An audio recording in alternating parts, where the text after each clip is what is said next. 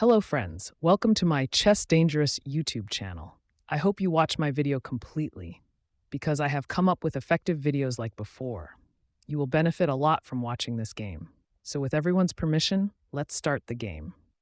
This game starts with the king's pawn opening pawn e4, then black plays pawn e5. Next move knight f3 and knight c6.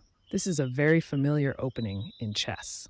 Then if white plays pawn d4 here, then it will be called a Scotch game.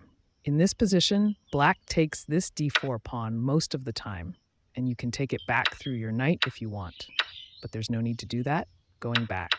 Here, you can play bishop c4 by sacrificing one of your pawns. This opening is called Scotch Gambit. Then black plays bishop c7, because he added another defender for the d4 pawn. It is called Haxo Gambit. Okay, good. Then you play pawn c3.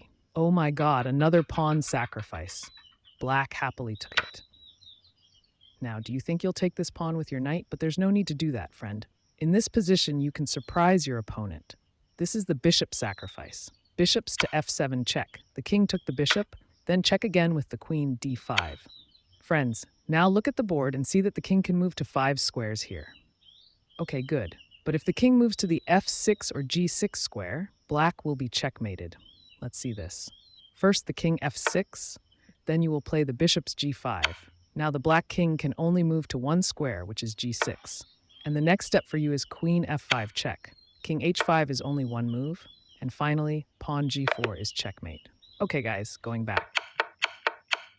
Now we will see what happens if the king goes to g6. Don't worry friends, because queen f5 is checkmate. Very funny. Okay boss, let's go back. Now we will see what happens when the king moves to e7, e8, and f8. If the king goes to e7, you play like this. Going back, if the king goes to f8, then queen take bishop and check. Now, if black blocks with his pawn, then we will normally take the c3 pawn with our queen. Guys, let's go back a few steps. In this position, if black blocks with his queen, then you can't take this c3 pawn with your queen, because on the next move, the black queen will have the opportunity to give you a check, and you will lose your e4 center pawn. So go back a few steps. In this situation, you can exchange your queen, and then you can take the c3 pawn with your knight. Guys, again, go back a few steps. In this situation, if black tries to block with any of his knights, then you take the c3 pawn with your b1 knight. Okay, friend, now we will return to the main position of the game, friend. So far, we have seen how to play this position if the black king moves to these 4 squares. Now there is 1 square left to look at. This is king e8. Then you play queen h5 and check. Block by pawn and take this bishop with your queen. Black's best move in this position is to pawn d6. Now you can take this c3 pawn with your queen. Guys, let's go back 2 moves. In this position, black can try something different. This is your b2 pawn capture. Then you will play as I show you.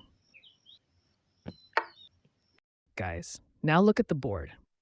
White has only 1 pawn less than black, but he can castling at any time.